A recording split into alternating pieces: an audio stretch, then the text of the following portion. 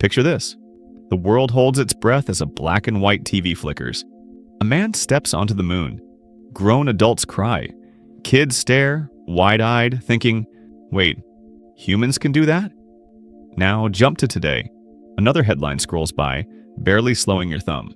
If you grew up in the 60s, you felt that contrast before it even existed. The sense that the impossible wasn't just possible, it was inevitable. The future didn't feel scary. It felt wide open. You weren't raised in an era of hot takes and comment sections. You were raised in an era of big questions. Who are we? What's fair? Why can't the world be better? And what if we actually tried to make it so?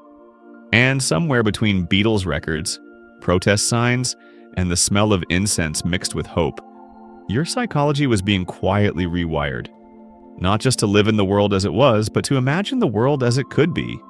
The 60s didn't whisper change. They shouted it from the streets, the radio, the TV, and sometimes your own living room. As a kid or teen in that era, you absorbed something psychologists now call collective efficacy, the belief that people together can actually change things. Civil rights marches weren't abstract history lessons. They were happening live. You saw ordinary people stand up, lock arms, and say, "No, this isn't right." And somehow the world listened. That did something powerful to your developing mind. It taught empathy before empathy became a buzzword. You learned early that other people's pain mattered, even if it didn't look like yours. That justice wasn't theoretical. It was personal.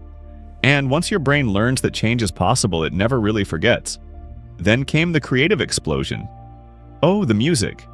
One day the radio sounded one way. The next, it was the Beatles asking you to imagine a different world entirely. Long hair, louder guitars, weirder clothes. Parents were confused. You were activated. The 60s gave you permission to be different before "be yourself" was a slogan. Art didn't need approval. Fashion didn't need logic. Expression didn't need a reason. This nurtured a psychology of nonconformity. Not rebellion for rebellion's sake, but curiosity-driven independence. You learned to ask, why does it have to be this way? And more importantly, who decided that? Even humor changed. Suddenly it was okay to be ironic, absurd, playful. Serious ideas wrapped in flowers and guitar riffs. Sure, some of the fashion was questionable. No one needs that many fringe vests. But the deeper message stuck. Creativity isn't decoration, it's resistance. And then, just as quickly as hope bloomed, things got complicated. The 60s were exhilarating, but they were also chaotic.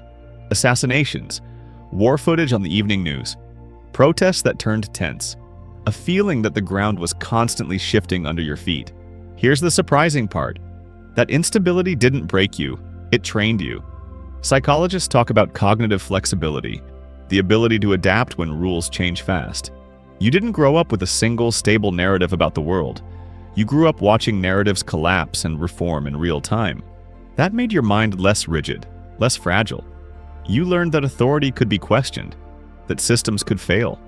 That discomfort didn't mean danger, it meant transition. And because there was no internet to explain everything instantly, curiosity filled the gaps. You wondered, you debated, you sat with unanswered questions.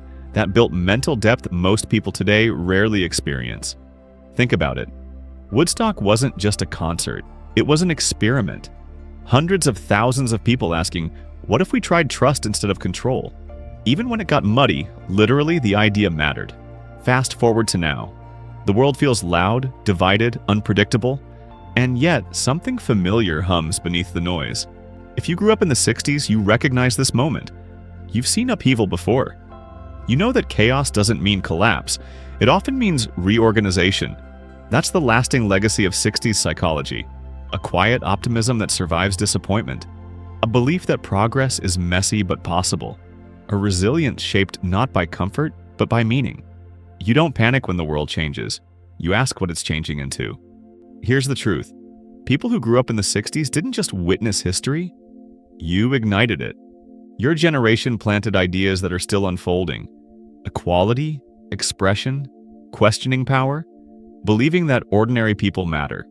Even when the dream cracked, you didn't stop dreaming. You just learned to dream with your eyes open. In a world addicted to cynicism, that mindset is rare and necessary.